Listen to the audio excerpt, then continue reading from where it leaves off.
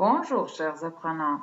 Moi, Saïbo Mariam, je suis professeur de français de l'Institut des ingénieurs d'irrigation et de la mécanisation de l'agriculture de Tashkent, du département des langues. Aujourd'hui, je voudrais vous présenter le thème qui s'appelle la protection de la nature est l'affaire de tous. Ces dernières années, des modifications de la nature dues à l'activité humaine sont arrivées dans le monde entier. Quant à la pollution de l'environnement, il faudrait nommer trois problèmes. Premièrement, les grandes villes.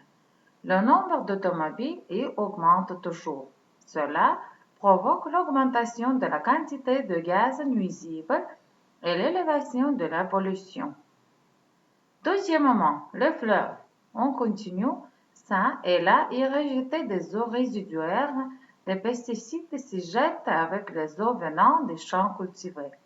Troisièmement, la pollution des océans. On peut dire qu'elle ne connaît pas de limite. Quant à la protection de l'environnement, notre État a des relations étroites avec les États-Unis, la Grande-Bretagne, la France et beaucoup d'autres pays. Notre État participe régulièrement aux activités internationales concernant la protection de l'environnement. À la Russie, fonctionne un service national spécialisé d'observation et de contrôle de l'état de l'air, des eaux, du sol. Sur la base des informations du service national, les organismes d'État prennent des mesures de prophylaxie visant à réduire la pollution et à améliorer l'état de l'environnement. Ce service a le droit de fermer les exploitations polluant l'air au-delà des normes admises. Dans notre pays, la protection de la nature est l'affaire de tous.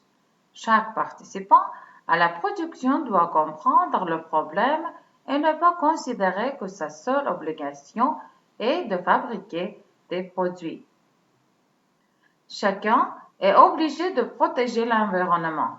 Plusieurs États s'occupent aujourd'hui d'organiser des parcs nationaux, étant une autre forme de protection de la nature promettant un grand avenir. Plus loin, les mots nouveaux,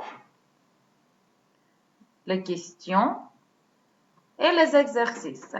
Exercice 1, traduisez du français en ouzbek. Exercice 2, traduisez d'ouzbek en français. C'est la classe. C'est la fin de notre leçon. Le devoir à la maison, lire le texte et traduire par écrit dans le cahier et apprendre les mots nouveaux, faire des exercices par écrit dans votre cahier.